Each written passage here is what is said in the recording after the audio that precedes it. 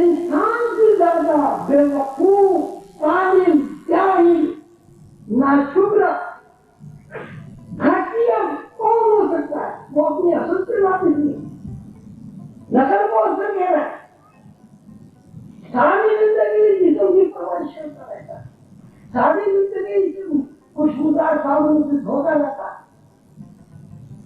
اور اس کی کوئی عادت اپنی نہیں، اور سمجھدار اس کی اپنی عادت اگر ہے تو ماشاءاللہ اتنے سارے لوگ ہیں اوپر نیچے بیٹھے ہوئے، تو ایک بندہ کھڑا ہو کے بتائے کہ جس نے کیا حالت ہے، کھڑا ہو جائے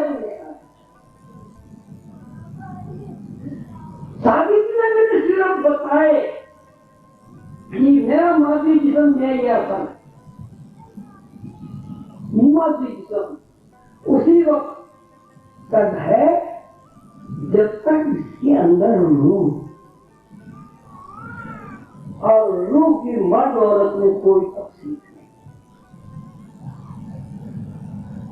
مادی جسم عورت کا بھی روح کا لباس ہے اور مادی جسم مرد کا بھی روح کا لباس ہے۔ روحانیت ہمیں یہی بتاتی ہے کہ اصل سے واقفیت حاصل کرو، پرانی ہمیں یہ نہیں کہتی کہ کھانا کھاؤ، بھوکے رہو، جھونپڑیوں میں رہو، اسرت اور تنگی خوشی کی زندگی گزار کی سب غلط، ایسا کہیں نہیں ہے۔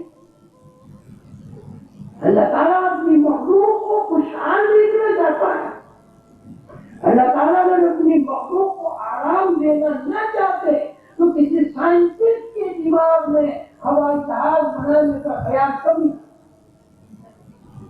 اللہ تعالیٰ اگر انسان کو مرسیڈیز گاڑیوں اور دوسری گاڑیوں میں بٹھانا نہ چاہتے تو گاڑیوں کی ایجاد نہ ہوتی۔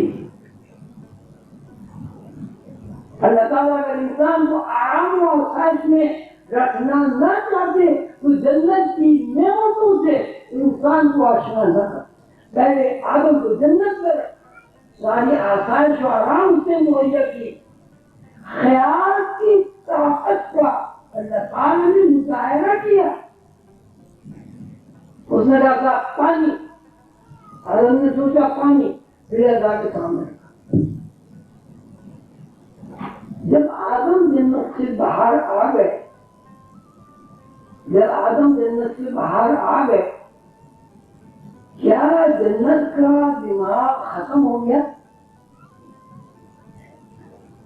خبر پڑھانے کے دماغ پر ایک اور دماغ آیا جس کو آپ شعور کہتے ہیں، جس کو آپ محدودیت کہتے ہیں، جس کو آپ اسپیس میں بند، پنجرے میں بند انسان کہتے ہیں۔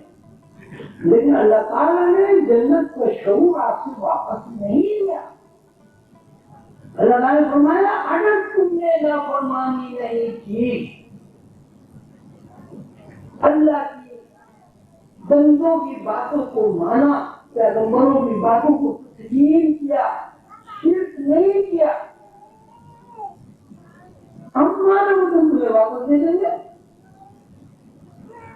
اگر جنت کا شعور چھن جاتا، ختم ہو جاتا تو آدم کبھی جنت نہیں جاتا۔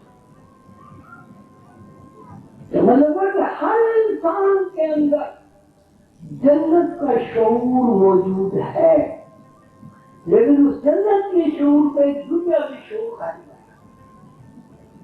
جتنا دنیا کے شعور کا غلبہ ہوتا ہے اسی حساب سے جنت کا شعور موجود ہو جاتا ہے۔ یہ جو ہم خوش ہوتے ہیں، آپ کیا سمجھتے ہیں؟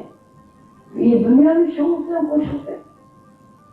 جب کوئی انسان خوش ہوتا ہے وہ جنت کے شعور میں داخل ہو جاتا ہے، جب انسان ناخوش ہوتا ہے وہ جنت کے شعور سے نکل کے دنیا کے شعور میں جاتا ہے۔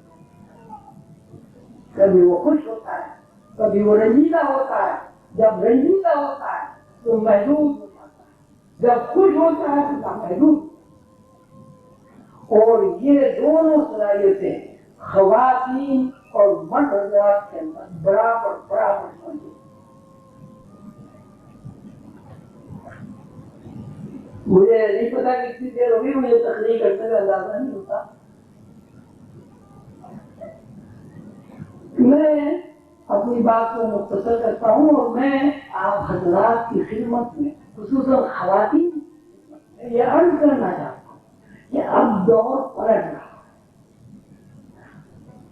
میں بنا کسی کے تردد کے پریشانی کے یہ اعلان کرتا ہوں کہ اب عورتوں کا دور آ رہا ہے، مردوں کا دور ختم.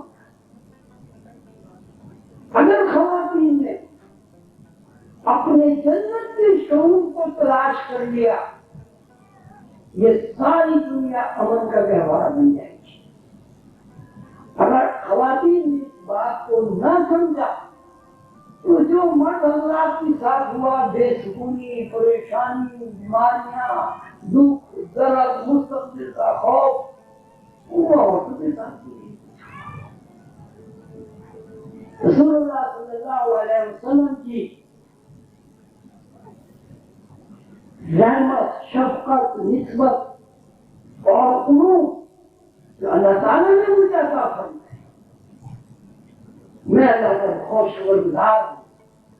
ان علوم کی میں کہتا ہوں میری ذمہ داری ہے کہ ان علوم کو سامنے رکھ کر میں خواتین کو یہ بتاؤں کہ اب آپ کا دور آ رہا ہے. آپ کو چاہیے کہ اللہ کے رسول اور قرآن پاک کی تعلیمات پر پورا پورا عمل کریں، اپنی روحانی قوتوں کو اجاگر کریں. جب آپ کی روحانی قوتیں اجاگر ہوگی تو آپ کے پیٹ میں آنے والا بچہ خود بخود روحانی ہو جائے.